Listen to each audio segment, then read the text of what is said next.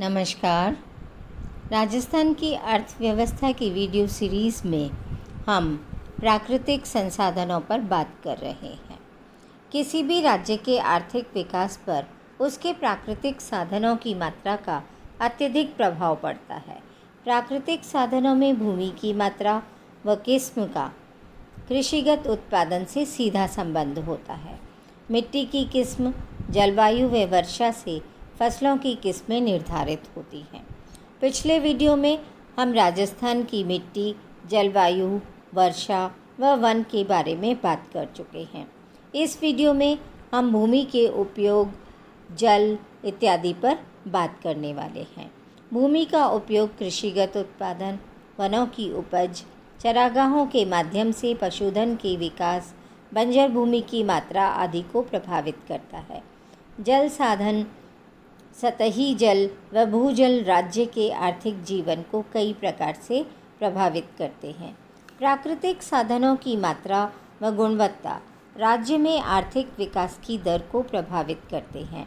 प्राकृतिक साधनों का उचित विदोहन करके वहाँ के नागरिकों का जीवन स्तर ऊंचा किया जा सकता है, लेकिन ये विदोहन करते समय पर्यावरण की सुरक्षा व संरक्षण पर पर्याप्त ध्यान देना होगा, अन्यथा भावी पीढ़ी के लिए हम अनेक प्रकार की कठिनाइयाँ उत्पन्न कर देंगे। ऐसे में प्राकृतिक साधनों का उचित सदुपयोग करके व उनका समुचित विकास करके निर्धनता व बेरोजगारी जैसी जटिल समस्याओं का समाधान निकाला जा सकता है। अतः आर्थिक विकास के केंद्र में सदैव प्राकृतिक साधन होते हैं। इस वीडियो में हम भूमि और मुख्य रूप से जल पर बात करने वाले हैं। जैसा कि पिछले वीडियो में बताया गया, राजस्थान का क्षेत्रफल कुल 3,42,67,000 हेक्टेयर है। 2015-16 की सूचना के अनुसार यह रिपोर्टिंग क्षेत्र कुल रिपोर्टिंग क्षेत्र था। इसमें से शुद्ध कृषि क्षेत्र लगभग 52.6% था। शुद्ध कृषि क्षेत्र एक फसल के आधार पर जोता बोया क्षेत्र होता है। 2015-16 में कुल कृषि क्षेत्रफल कुल भौगोलिक क्षेत्रफल का लगभग 73% था। इस प्रकार ध्यान देने योग्य बात यह है कि राज्य में कृषि योग्य व्यर्थ भूमि की मात्रा काफ़ी अधिक है। यह कुल रिपोर्टिंग क्षेत्र का लगभग 12.7% बनता है। इन दो मैप्स में जब हम पहला मैप देखते हैं तो पाते हैं कि राज्य को 7 संभागों में बांटा गया है। ये जो 7 संभाग हैं, संभाग के अनुसार यदि हम देखें तो हमें जोधपुर संभाग में बहुत अधिक इस प्रकार की कृषि योग्य व्यर्थ भूमि मिलती है। इसी प्रकार जब हम जल संसाधनों की बात करें तब भी हमें इन 2 संभागों में जल की बहुत कम मात्रा दिखाई देती है। जल संसाधनों के हिसाब से राजस्थान एक ऐसा राज्य है जिसमें जल संसाधनों का सबसे अधिक अभाव पाया जाता है। राज्य में जल संसाधनों की कमी का अनुमान इस बात से लगाया जा सकता है कि संपूर्ण भारत के कुल क्षेत्रफल का 10.4% राजस्थान की भूमि है और 13.9% कुल कृषि क्षेत्र का राजस्थान को प्राप्त है। भारत की कुल जनसंख्या का 5.7% जनसंख्या राजस्थान में निवास करती है, किंतु जल की दृष्टि से जो सतही जल है वह मात्र 1.16% और भूजल मात्र 1.7% है। इस तरह सतही जल संसाधनों में राजस्थान को 1.1%, जो कि काफ़ी कम है, और इसी प्रकार भूजल में 1.7% है। सतही जल संसाधन जब हम देखते हैं तो पश्चिमी राजस्थान के जो ज़िले हैं उनमें यह बहुत ही कम मात्रा पाई जाती है, क्योंकि यहाँ वर्षा का औसत बहुत कम है और इसीलिए सतही जल की उपलब्धता भी कम पाई जाती है। राजस्थान में कुल सतही जल की संभाव्यता 15.86 मिलियन एकड़ फीट की है। इसलिए राज्य में जल के लिए अंतर्राज्यीय नदी बेसिनों पर निर्भर रहना पड़ता है। यह मध्य प्रदेश, गुजरात, पंजाब, हरियाणा, हमारे जितने भी पड़ोसी राज्य हैं उनके जल संसाधनों को भी हमें काम में लेना पड़ता है। यदि हम भूजल की उपलब्धता को देखें तो भूजल की उपलब्धि राज्य की जल विज्ञान संबंधी दशाओं के कारण काफ़ी परिवर्तनशील व असमान रहती है, लेकिन अधिकांश भागों में भूजल की किस्म घटिया किस्म की पाई जाती है। भूजल के जो साधन हैं वो इतने घटिया किस्म के हैं कि उन्हें पीने के लिए बहुत कम काम में लिया जा सकता है और ना ही औद्योगिक उपयोग में इस प्रकार के जल को काम में लिया जा सकता है।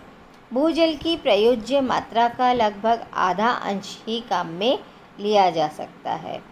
प्रादेशिक अंतर यदि हम देखें तो वह बहुत अधिक पाया जाता है, क्योंकि जैसा पिछले वीडियो में बताया था कि राजस्थान की यही विशेषता है कि इसमें सब प्रकार की जलवायु अलग अलग क्षेत्रों में पाई जाती है।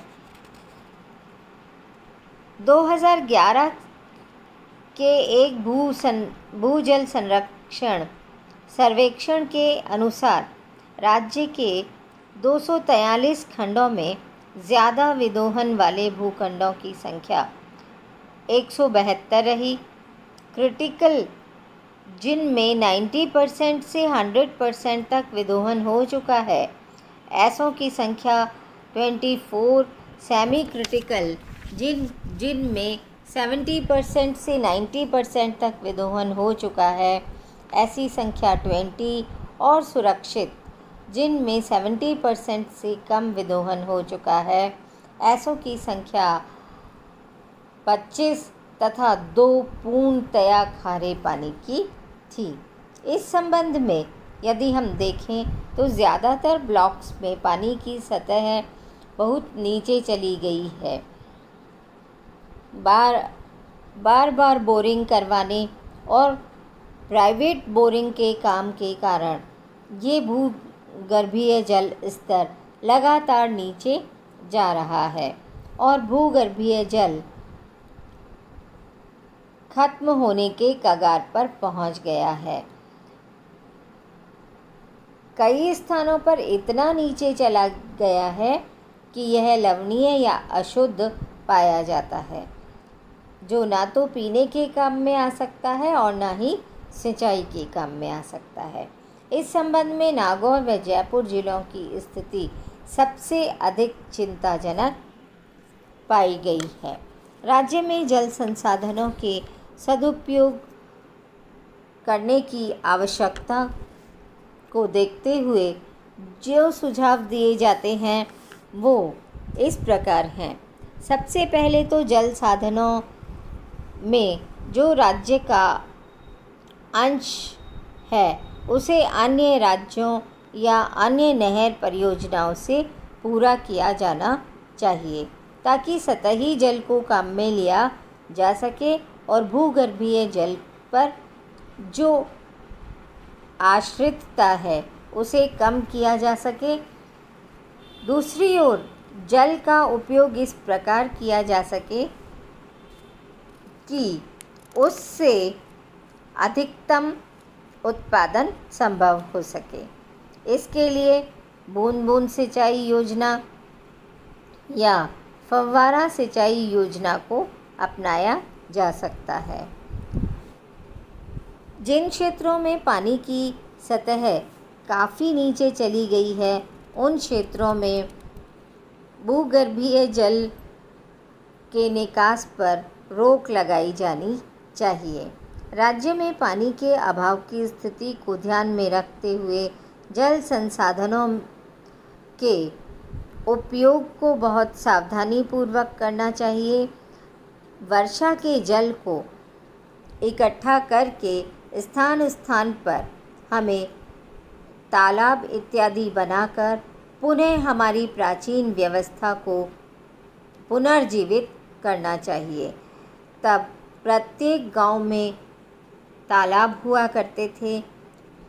रेगिस्तान में आज भी हम पाते हैं कि जो पुरानी हवेलियां बनी हुई हैं, वहाँ पर वे वर्षा के जल को एकत्र करने के लिए अपने घर के नीचे एक बहुत बड़ा वाटर हार्वेस्टिंग सिस्टम बनाया करते थे।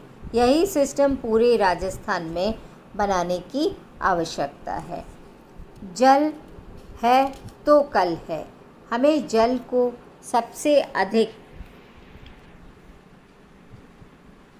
मितव्ययिता से और विवेकपूर्ण तरीके से इस्तेमाल करके राज्य के जल संसाधनों को पर्याप्तता की स्थिति तक लाना होगा। तभी हम राज्य के विकास की कल्पना कर सकते हैं। अगले वीडियो में हम राज्य के पशुधन और खनिज पदार्थों पर बात करेंगे। धन्यवाद।